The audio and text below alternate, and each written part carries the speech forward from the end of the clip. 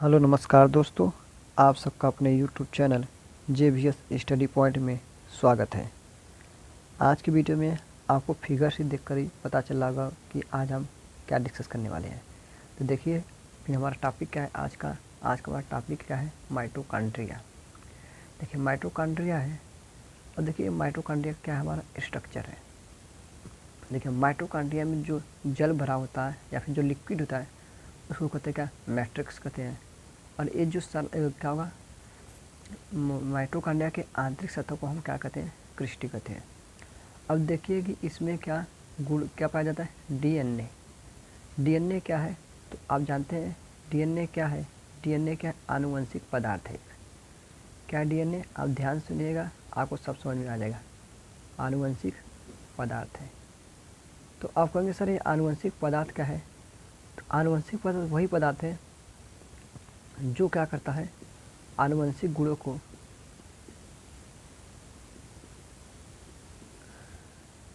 आनुवंशिक गुणों को एक पीढ़ी से दूसरे पीढ़ी में स्थानांतरित होता है। जैसे क्या हो गया, तो आप जानते हैं एग्जाम्पल में देख लीजिए क्या है, हीमोफीलिया। आप जानते हैं क्या, हीमोफीलिया क्या एक रोग है।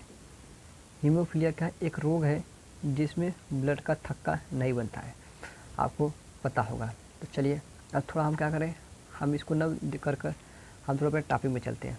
जैसे अब क्या लिखते हैं, आप स्ट्रक्चर देख लीजिएगा अच्छे से। अब देखिए अब बता रहे हैं क्या, माइटोकॉन्ड्रिया की खोज क्या हो गया, ये जो माइटोकॉन्ड्रिया पहले इसे देखते हैं, माइटोकॉन्ड्रिया। माइटोकॉन्ड्रिया को हम सूत्र कणिका भी कहते हैं। क्या कहते हैं, सूत्र कणिका। आप ध्यान दीजिएगा, माइटोकॉन्ड्रिया का है या फिर सूत्र कणिका का है, दोनों के दोनों क्या है, सेम है। ये हमारा पहला पॉइंट हो गया। और माइटोकॉन्ड्रिया की खोज किसने की थी, तो आपको पता होगा किसने की थी, माइटोकॉन्ड्रिया की खोज की थी किसने, अल्टमान ने। अल्टमान नामक साइंटिस्ट ने क्या कहते हैं, किसकी खोज की, माइटोकॉन्ड्रिया की खोज की। लेकिन इनने माइटोकॉन्ड्रिया की खोज की तो इसका नाम जो थे, अल्टमान ने माइटोकॉन्ड्रिया का नाम क्या रखा, बायोप्लास्ट नाम दिया था, बायोप्लास्ट। आप देखिएगा ये लव का भाग नहीं है। अल्टमान ने जब माइटोकॉन्ड्रिया को देखा तो माइटोकॉन्ड्रिया का नाम क्या रखे, बायोप्लास्ट नाम दिए। तो सर माइटोकॉन्ड्रिया को नाम दिया तो याद रखिएगा नाम किसने दिया, माइटोकॉन्ड्रिया। तो माइटोकॉन्ड्रिया नाम दिए थे किसने, सी बेंडा ने। किसने दिया था, सी बेंडा। सी बेंडा ने माइटोकॉन्ड्रिया को माइटोकॉन्ड्रिया नाम दिए थे। अगला टॉपिक है, माइटोकॉन्ड्रिया को सबसे पहले किसने देखा, सबसे पहले किसने दिखा, तो आपको पता होगा कोलिकर ने। कोलिकर ने देखा। और ध्यान दीजिएगा ये टॉपिक क्या है, माइटोकॉन्ड्रिया का सूत्र कणिका भी कहते हैं। माइटोकॉन्ड्रिया को अल्टमान ने किया, लेकिन अल्टमान ने माइटोकॉन्ड्रिया का नाम क्या रखा, बायोप्लास्ट नाम रखा। माइटोकॉन्ड्रिया को माइटोकॉन्ड्रिया किसने कहा, तो सी बेंडा ने कहा। सबसे पहले माइटोकॉन्ड्रिया का किसने कहा, कोलिकर ने। सबसे पहले माइटोकॉन्ड्रिया को किसने देखा, कोलिकर ने देखा। और देखते हैं इसकी जो संख्या होती है, माइटोकॉन्ड्रिया की जो संख्या होती है किसी पादप कोशिका में कितनी होती है, लगभग 1000 से लेकर कितना 1600 पाई जाती है। कहाँ तक, लगभग में, लेकिन फिक्स नहीं होता, एक आता लगभग में पाया जाता है। इसकी आकार कैसी होती है, तो अब बात करते हैं आकार कैसी होती है। ये कुछ जीवों में तो गोले होते हैं, तो इनका आकार क्या था, गोला टाइप का होता है। अब कुछ में क्या होते हैं, चपटे होते हैं। तो कुछ में क्या होते हैं, लंबे होते हैं। ये कौन है, माइटोकॉन्ड्रिया का आकार है, जिसे सभी जंतुओं में अलग अलग तरीक़ों से पाया जाता है। अब लिख देते हैं क्या, लिख देते हैं माइटोकॉन्ड्रिया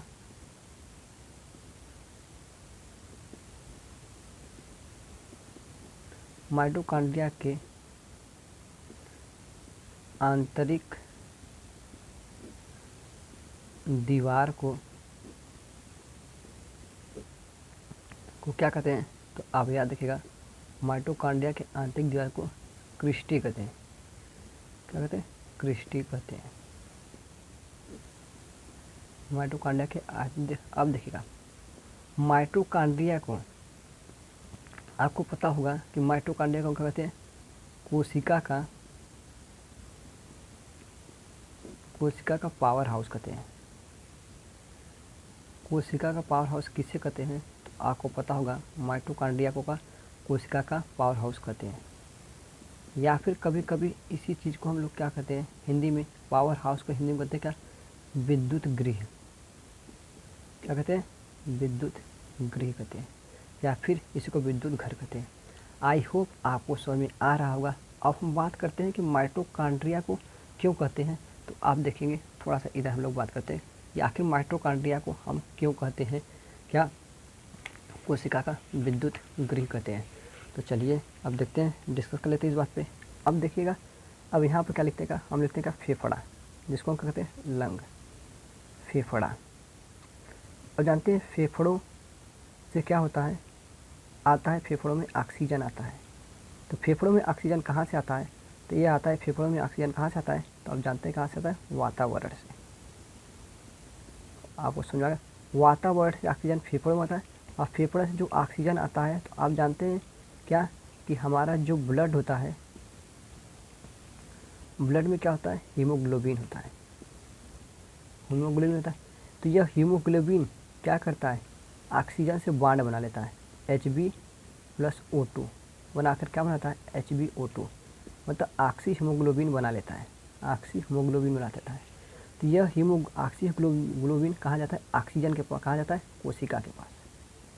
जब यह कोशिका के पास जाता है तो यहाँ ऑक्सीजन अलग हो जाता है। तो यह ऑक्सीजन कोशिका में इंटर करता है। तो कोशिका में कहाँ इंटर करता है? तो कोशिका में माइटोकॉन्ड्रिया के पास जाता है। किसे? माइटोकॉन्ड्रिया के पास। माइटोकॉन्ड्रिया के पास जाता है। तो आपको पता होगा कि माइटोकॉन्ड्रिया के अंदर क्या चलता है? क्रिप्स चक्र चलता है। क्रिप्स चक्र चलता है। कहाँ? माइटोकॉन्ड्रिया के अंदर क्रिप्स चलता है। उसके बाद क्या होता है? इस ऑक्सीजन का यूज करके क्या 38 ATP की ऊर्जा बनती है। 38 ATP, या फिर इसी को कहते हैं क्या? 686 किलो कैलोरी की क्या होती है? ऊर्जा बनती है। कहाँ? माइटोकॉन्ड्रिया में, मतलब एक ऑक्सीजन। तो यहाँ पर देखिए, हमने क्या बताया कि पहले यहाँ पर वातावरण से ऑक्सीजन गया फेफड़ों में, फेफड़ों से ऑक्सीजन जो O2 है वो गया ब्लड में। ब्लड में से क्या होगा? ब्लड के पास होता है RBC, क्या होगा? RBC में कहता है हीमोग्लोबिन। हीमोग्लोबिन ऑक्सीजन से क्या क्रिया करके ऑक्सी हीमोग्लोबिन बना। फिर यह ऑक्सी हीमोग्लोबिन कोशिका के पास गया तो ऑक्सीजन अलग हो गया। फिर यह ऑक्सीजन कहाँ गया? माइटोकॉन्ड्रिया में गया, और माइटोकॉन्ड्रिया में चलता है क्रिप्स चक्र। क्रिप्स चक्र के बाद हमको ऊर्जा बना के 38 ATP का, और 38 ATP या फिर इसी को कहते हैं क्या? 686 किलो कैलोरी का ऊर्जा बना। कहाँ? हमारे बॉडी में। यही कारण है क्या? यही कारण है क्या कि माइटोकॉन्ड्रिया को क्या कहते हैं? माइटोकॉन्ड्रिया को विद्युत गृह कहते हैं। विद्युत गृह या फिर विद्युत घर कहते हैं। क्यों कहते हैं? आपको समझ में आ गया, क्योंकि माइटोकॉन्ड्रिया में क्या चलता है? क्रिप्स चक्र चलता है। क्रिप्स चक्र के बाद क्या होता है? क्रिप्स चक्र चलता है। इसके बाद क्या बनता है? तो इसके बाद बनता है ऊर्जा बनता है। अब ध्यान दीजिए, क्या बनता है? ऊर्जा बनता है। तो ऊर्जा कैसा बनता है? ATP के रूप में। तो सर कहेंगे ATP क्या होता है? तो इसे हम क्या कहते हैं? ऊर्जा का सिक्का भी कहते हैं। याद रखिएगा, पूछा जाता है कि ऊर्जा का सिक्का किसे कहते हैं, तो आप ध्यान दीजिएगा, ATP को ऊर्जा का सिक्का कहते हैं। इसका फुल फॉर्म होता है adenosine triphosphate. Adenosine triphosphate. Triphosphate. ये क्या होता है, हमारे एटीपी का फुल फॉर्म होता है। आई होप आपको समझ में आ रहा होगा कि हमने कैसे ये सब चीज़ को डिस्कस किए। तो हमने क्या हुआ, यहाँ पर मेरा टॉपिक क्या था, माइटोकॉन्ड्रिया था। माइटोकॉन्ड्रिया को क्या कहते हैं, हम शुद्ध कणिका भी कहते हैं। इसकी खोज अल्टमान ने की थी। अल्टमान ने माइटोकॉन्ड्रिया को बायोप्लास्ट नाम दिया था। सीबेंडा ने माइटोकॉन्ड्रिया को माइटोकॉन्ड्रिया नाम दिया। सबसे पहले कोलिकर ने क्या किया था, सबसे पहले कोलिकर ने माइटोकॉन्ड्रिया को देखा था। कोलिकर ने क्या किया था, देखा था किसको, माइटोकॉन्ड्रिया को देखा था। देखिए सभी क्या होगा, कोशिका में इसकी संख्या होती है क्या, 10,000 से लेकर 1600 होती है, मतलब 1000 से लेकर 1600 होती है लगभग में। ये क्या था, कुछ जंतुओं में गोले होते हैं, चपटे होते हैं या फिर लंबे आकार के होते हैं। अब लगा माइटोकॉन्ड्रिया के आंतरिक दीवार को क्रिस्टी कहते हैं। कोशिका को क्या कोशिका का पावर हाउस कहते हैं। किसे, माइटोकॉन्ड्रिया को कोशिका का पावर हाउस भी कहते हैं। तो अब देखिएगा माइटोकॉन्ड्रिया में ही, और देखिएगा माइटोकॉन्ड्रिया में क्या होता है, तो कोशिकीय श्वसन होता है। कोशिकीय श्वसन होता है। पूछा जाता है कि कोशिकीय श्वसन कहाँ होता है, तो कोशिकीय श्वसन कहाँ होता है, माइटोकॉन्ड्रिया में। कोशिकीय श्वसन होने के बाद हमको क्या मिलती है, O2 ऑक्सीजन पर मिलता है प्लस 38 ATP ऊर्जा मिलती है। ATP ऊर्जा या फिर 686 KCl कैलोरी ऊर्जा बनती है। तो हमने बताया कि माइटोकॉन्ड्रिया को विद्युत गृह आखिर कहते क्यों हैं। तो हमने इसका डिस्कशन किया कि हमने क्या किया, वातावरण से नासा द्वार के द्वारा, मतलब नाक से सांस लिए तो ऑक्सीजन जो था वातावरण का हमारे फेफड़ों में क्या आया, यहाँ से ऑक्सीजन था। जो ऑक्सीजन हमारे फेफड़ों में आया वो क्या, ब्लड में पाया जाने वाला जो हीमोग्लोबिन होता है उससे रिएक्शन करके ऑक्सी हीमोग्लोबिन बनाया। फिर यह ऑक्सी हीमोग्लोबिन कोशिका के पास गया तो ऑक्सीजन को अलग कर दिया। तो फिर यह ऑक्सीजन कहाँ गया, माइटोकॉन्ड्रिया के पास। तो माइटोकॉन्ड्रिया में चलता है क्रिप्स चक्र। क्रिप्स चक्र के बाद 38 ATP का क्या बना, ऊर्जा बना। यह 38 ATP 686 किलो कैलोरी के बराबर होता है। तो यही कारण है कि माइटोकॉन्ड्रिया को विद्युत गृह कहते हैं।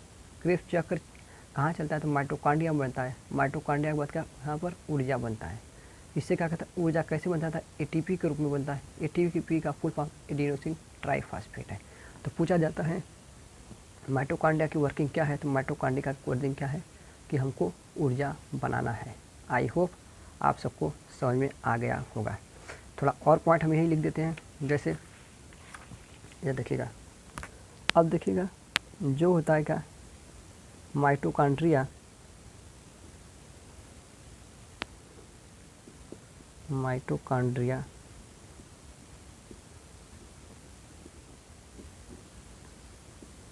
के पास स्वयं का क्या होता है, DNA होता है।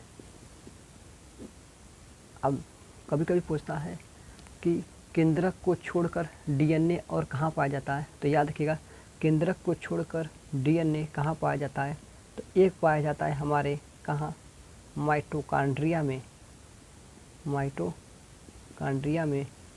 और कहाँ पाया जाता है, तो पहला पाया जाता है माइटोकॉन्ड्रिया और दूसरा पाया जाता है कहाँ पे, लवक में।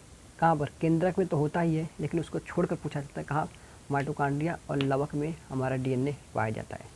और अगला टॉपिक क्या है, तो याद रखिए माइटोकॉन्ड्रिया में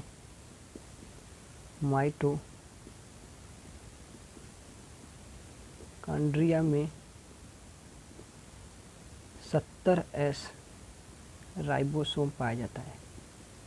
राइबोसोम क्या कहता है, पाया जाता है।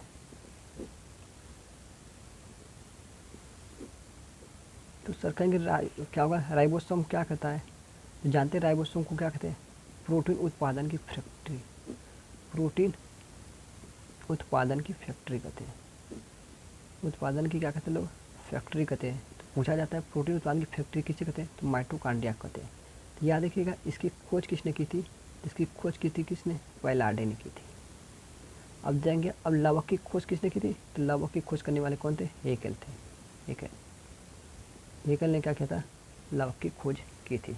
और पैलार्डे ने किया था, माइटोकॉन्ड्रिया की खोज की थी।